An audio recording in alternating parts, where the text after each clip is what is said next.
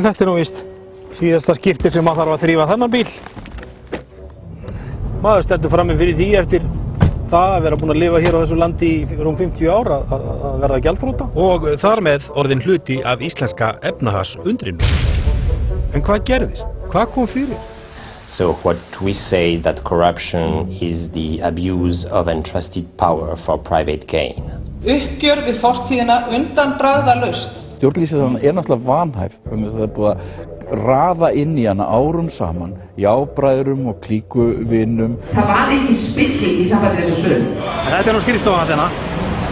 Park Lane, Novator hér til húsa. Það bara einhver hópur búinn til hérna, pólitískur sem á að kaupa banka. Ég fúll núna, ég ætla bara að segja ykkur það strax, ég alveg drullu fúll.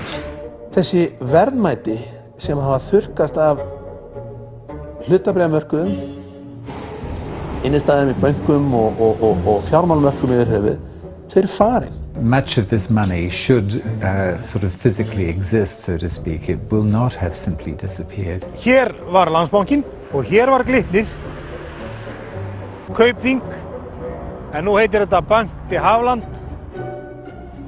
En hingað streymdu peningar og að því mér skilst þá fóru þeir héðan til einhverja eyja eins og Aflandseyja, eins og Tortóla og fleiri staða.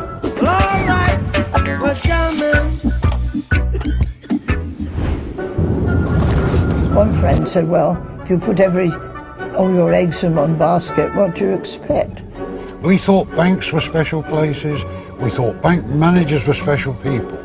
And this trust, this respect has totally gone out of the window. Ætlum við að reka þjóðfélag áfram á þessum forsendum kunningja samfélagsins eða ætlum við að reyna að reka þetta á einhverjum svona faglegum sjónarmiðum? Ég nú illa grunur það að þetta hafi nú ekki verið neitt. Náði gegn svona almennilega.